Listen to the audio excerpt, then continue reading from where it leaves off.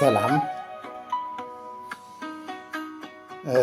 እንግዲህ እንደሚታወቀው አሁን በሀገራችን ክረምት እየገባ ነው እና በዚህ በክረምት ጊዜ ደግሞ ብዙ ዛፎች ይተከላሉ። ግን እኔ እንግዲህ ስለ አዲስ አበባ ነው የማወራው፣ ሌላ አካባቢ አላየሁም። አዲስ አበባ ግን በዚህ አጋጣሚ ልክ እዚህ እንደምናያቸው ትልልቅ ዛፎች ለጥላ የሚሆኑ ዛፎች እንዲተከሉ ለማሳሰብ ነው። ምክንያቱም ሰዎች በበጋ በጣም ፀሐይ ስለሚቃጠሉ አብዛኛውን ሰው ጃንጥላ እየያዘ ሲሄድ እያየን ነው። ይህ እንግዲህ አዲስ ነገር ነው። ከዚህ በፊት እንዲህ አይነት ነገር አልነበረም እና ለጥላ የሚሆኑ ዛፎች፣ ጥሩ አየር የሚያመጡ ዛፎች ልክ በዚህ መልኩ እዚህ እንደምናየው እንዲተከል አደራ ለማለት ነው። እዚህ እንግዲህ በዚህ በአንድ በአውሮፓ ከተማ እንደዚህ ነው። ዛፎች በዚህ በቅርብ ርቀት በዚህ መልኩ ይተከላሉ።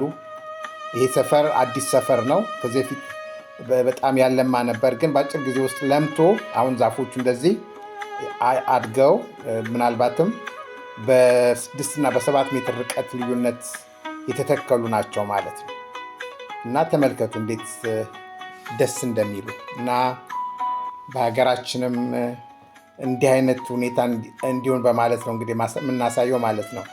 እና በዚህ ላይ ተመልከቱ፣ በመካከል ፓርኪንግ፣ ይሄ ራሱ መንገድ ለሚሰሩት ጥሩ ትምህርት ሊሆን ይችላል። ምክንያቱም መንገዱን ሳይነካ በዛፎቹ መካከል ሶስት መኪና የሚይዙ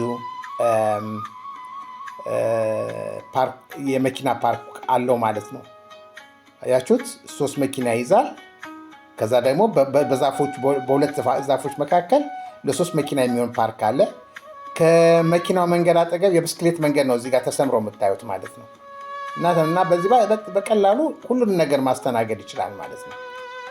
ግሪን ኤሪያ፣ የብስክሌት ሜጃ ብዙ ሳይጨናነቅ ማለት ነው። እና የመንገድ እና አንዳንድ ጊዜ ብስክሌት በማይነዳበት ሰዓት መኪናዎቹን በላዩ ላይ ሊሄዱበት ይችላሉ በብስክሌት መንገዱ ላይ። እንግዲህ በእርግጥ መንገድን ከማብቃቃት ጋር የተያዘ ሊሆን ይችላል። እና ዋናው ትልቁ ነገር አሁን ለማሳወቅ የምፈልገው ምንድን ነው፣ ዛፎች በዚህ መልኩ ተጠጋግተው ይተከሉ። በጣም በርቀት ላይ ሳይሆን በዚህ መልኩ ምናልባትም በ6 ሜትር ርቀት፣ በ6 ሜትር ተኩል ርቀት እንደዚህ ተቀራርበው ቢተከሉ እውነተኛ ግሪን ከተማ ይባላል ማለት ነው። በነገራችን ላይ ማንኛውም ሰው በዚህ ባደጉት ዓለም ውስጥ ምንድነው የሚሉት? ዛፍ የሌለው ከተማ ስኬሌተን ማለት ነው። ስኬሌተን ማለት አጽም፣ ዝም ብሎ ስጋ የሌለው ነፍስ የሌለው ማለት ነው፣ ዛፍ የሌለው ከተማ።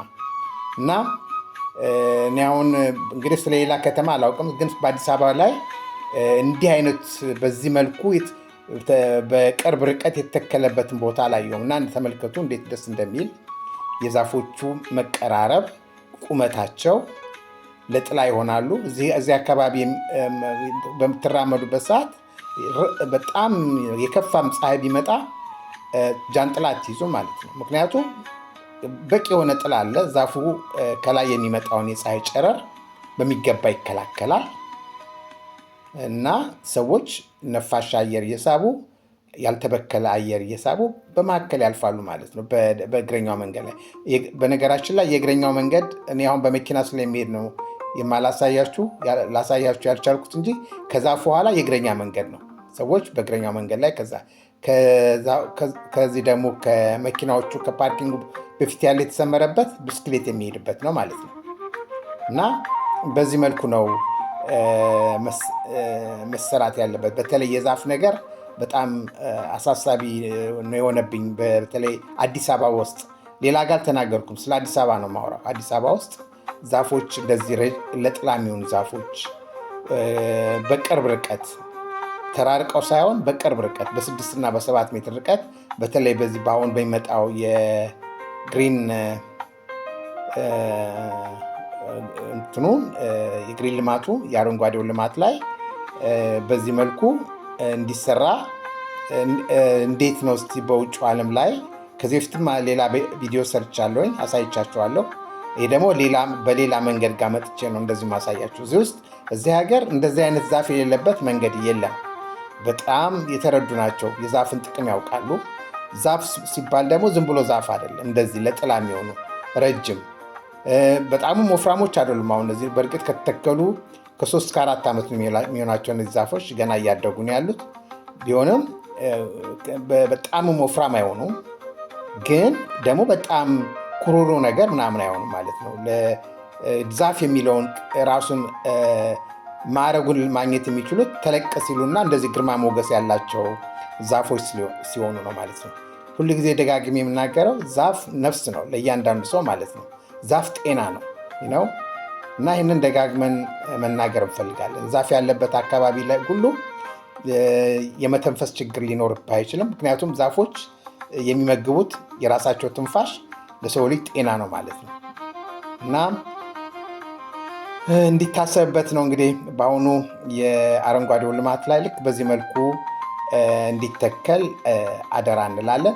ከዚህ ከጎን የምታዩት ደግሞ G+4 በግሩፕ ሰዎች የሰሩት ነው፣ ተባብረው የሚሰሩት ማለት ነው እና በጣም ያምራል።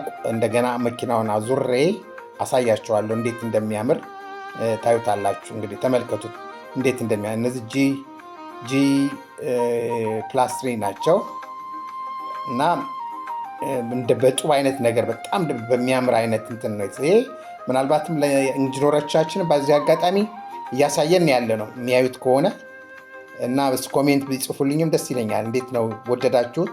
እንዲህ አይነት ቤት ብትሰሩ በተለይ በግሩፕ ሆነው ቤት ለመስራት ለሚፈልጉ ይሄ ለእናንተ ጥሩ እንትን ነው፣ ትምህርት ሊሆን ይችላል ብዬ ገምታለሁ። በጣም ጠንካራ ነው። G+3 እንትን ያለው ነው። ከውጭ መናፈሻ ያለው ነው በደንብ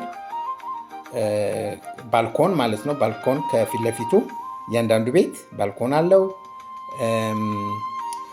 የተከታች ጋርደን አለው እና በዚህ መልኩ ቆንጆ ቤቶችን መስራትም ይቻላል ማለት ነው እና ዋናው ትልቁ ነገር ግን ለእኔ በጣም የማከብረው ነገር ዛፍ በጣም በተለይ ለጥላ የሚሆኑ ዛፎች በአዲስ አበባ ውስጥ መተከል አለባቸው። አዲስ አበባ ውስጥ አጫጭር ሳይሆኑ ለጥላ የሚሆኑ ዛፎች ልክ እንደዚህ ተመልከቷቸው።